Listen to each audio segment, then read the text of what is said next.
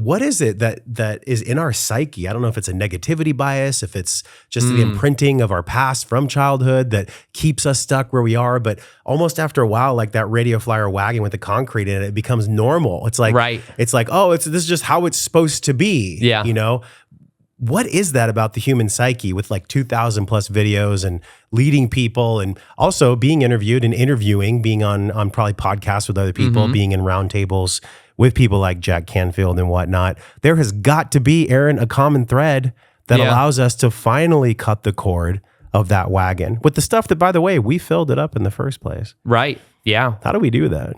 Yeah. For me, what it's been a process of is really going inwards to look at these patterns, to look at the patterns and to become aware of them. So like metacognition, like becoming aware of what I'm thinking of, becoming aware of what I'm feeling, and also becoming aware of the reflection I'm getting in my life and what that reflects back to me. It's like a process of self-inquiry, a lot of it too. Like I remember even with the whole 9-to-5 job situation, I remember realizing that I had this like big resentment towards my childhood because of 7 to 15 thing and the ex-stepmom thing, but then realizing that there was always a level of control in my life that was there until I became aware of it. Once I became aware of it, it's like the spell started to break. So it was after my ex-stepmom left my life at 15, I had a girlfriend in my life, an ex-girlfriend for 5 years. And she was jealous. She wasn't physically abusive or manipulative like the ex-stepmom, but she was very jealous and controlling. And for 5 years, she was in my life. At the end of that, I broke up with her. And within 1 week of breaking up with her, I was working in Brass Plum shoes at Nordstrom's, which is like the cheaper shoe department. I got transferred to a better shoe department, designer shoes for women's shoes, which is more commission, more money. And I get transferred within 1 week of breaking up with that ex-girlfriend. And then I go to a department where that manager was the one I was talking about, where she was controlling, manipulative, and protected by upper management. So I remember looking at my past and noticing a core thread of these different patterns and then asking myself, what about this is familiar for me? Must be a familiar energy. And the thing that got brought back to my mind is there was this moment back when I was 15 years old when my dad was divorcing my ex-stepmom, where we had just moved out of this house and we went with my brother and my dad and we lived in this like small 2-3 bedroom house. It was a 3-bedroom, 1,100 square foot house with my grandparents, with my sisters and my dad and my brother. And we were just living there until we found another place where we figured out the divorce stuff. We go back to the house that I like grew up at to get our clothes. And I remember in this weird moment, my ex-stepmom and her mom were like throwing their clothes at my brother and I in the dirt and stuff like that. And it was like this dramatic thing.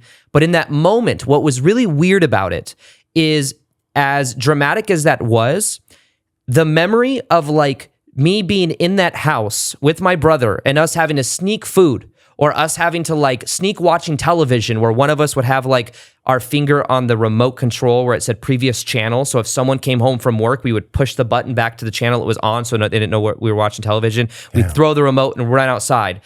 What came to my mind in that moment was that even though that was like the way we lived, there was something about it that felt safe. And that's what they call Stockholm Syndrome. So in an interesting way, when I was 15 years old, I was allowed to have friends all of a sudden. I went from being allowed to have no friends to all of a sudden being allowed to have friends, being allowed to watch television, being allowed to eat enough food and have second and third helpings, being allowed to go to school activities, not having to earn it. It was like a whole new world. But with that whole new world came anxiety. And I remember that anxious feeling. It was like there was a part of me that preferred to be with my hand on the remote with previous channel, like in that because it felt safe. It was the known. And in a weird way, once I had my spiritual awakening in 2012, I looked back and I could see that I always had someone in my life to give me the parameters of control, even though it was no longer my ex-stepmom. I could see that it just different people, I would attract this into my life because it felt safe. It felt familiar. Yeah. So the process for me has been a lot of looking at the patterns in my life. Like somebody, let's say, and does it always come from childhood? I don't think we need to be like Sherlock Holmes, like going into our childhood and looking for problems that may not even really be active anymore. But in general, it is interesting to me that a lot of the patterns I notice in people's lives, whether it's people that watch my YouTube channel or my own lives, there's a reflection from childhood that it comes from. Like when you were talking about, the money beliefs from your parents, even though your dad really liked money and that made him emotionally unavailable or dissociative because of it, there were still meanings that you derived from that experience that came from childhood. Sure. Right? Of course. Even though it evolves as you go on, as you get older, you evolve your sense of identity, your sense of what money is through reference experiences. But I find that a lot of times, unless we do the inner child work, or there's like for my case, there was like an inner child part of myself that felt very scared to like be in the unknown, that felt very scared to express themselves because I was told children are meant to be seen and not heard growing up, So like there was these aspects of myself that I could tell were kind of frozen back in time. So for me, it's been a process of just becoming aware of the patterns, whether it is in my childhood or it's in my immediate life. Like if someone's a people pleaser, for example, probably maybe did stem from childhood sometimes because people pleasers sometimes come from parent pleasers. Yeah.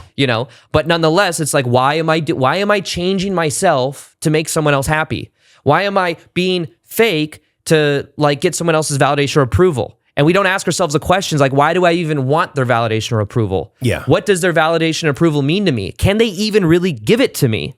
And these are things that as we start to ask ourselves, we start to kind of unravel the belief systems, because at the fundamental core, I believe that our beliefs create our reality. So getting to the core of those beliefs are where the power is. And those beliefs a lot of times are stemmed from childhood in the sense that we adopt the belief of our parents. Many of the patterns we have, we adopted for them subconsciously. And we either reject it, sometimes we reject it, sometimes we embrace it, and sometimes we're not even aware that even if we reject the patterns they have, we end up still kind of carrying that energy. Well, because literally, I think it was Confucius, if you hold resentment, you're the one getting burned. Exactly. So you're actually attached to your dad, to your mom, to someone else because you're the one holding it. It's burning my flesh if I'm choosing to hold the hot stone. Yeah. Check out some of the videos on this screen that are perfectly curated based on the video you just saw. Make sure you follow me, and I'll see you in the next video.